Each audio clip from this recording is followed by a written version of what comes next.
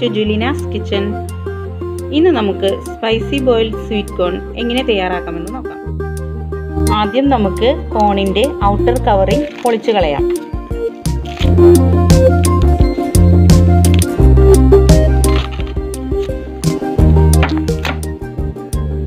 ഇനി ഇതിൻ്റെ നാരുകളെല്ലാം മാറ്റാം.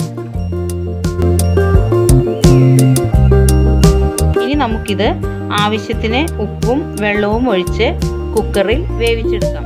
ഇനി നമുക്കിത് കട്ട് ചെയ്ത് കുക്കറിലേക്ക് ഇടാം.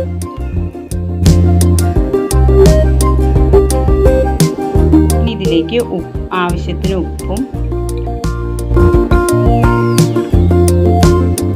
ആവശ്യത്തിന് വെള്ളവും ഒഴിച്ച് വേവിച്ചെടുക്കാം.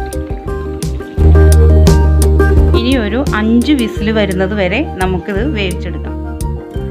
ഇപ്പോൾ 5 വിസിൽ വന്നു കഴിഞ്ഞു. ഇനി നമുക്കിത് തുറന്നു നോക്കാം.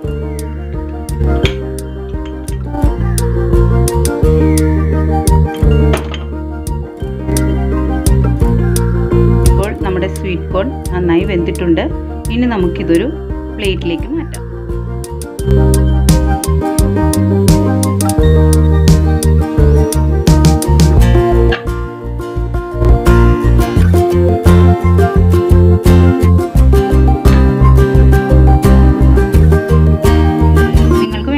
ഇതേപോലെ കഴിക്കാം, ഇങ്ങനെ ഉപ്പിൽ വേവിച്ചിട്ട്.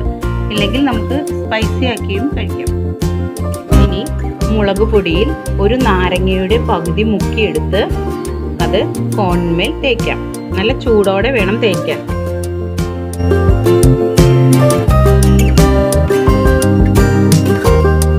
ഇത് സ്ക്വീസ് ചെയ്തുകൊണ്ടിരിക്കണം തേക്കുമ്പോൾ.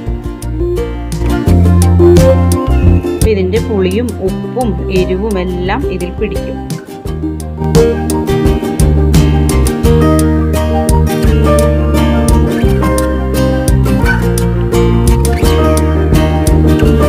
അങ്ങനെ സ്പൈസി ബോയിൽഡ് സ്വീറ്റ് കോൺ റെഡിയായി.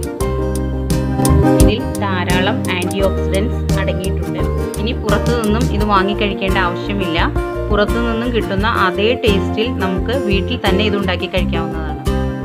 ഈ റെസിപ്പി നിങ്ങൾക്കെല്ലാവർക്കും ഇഷ്ടമായി എന്ന് കരുതുന്നു. മറ്റൊരു റെസിപ്പിയുമായി നമുക്ക് വീണ്ടും കാണാം.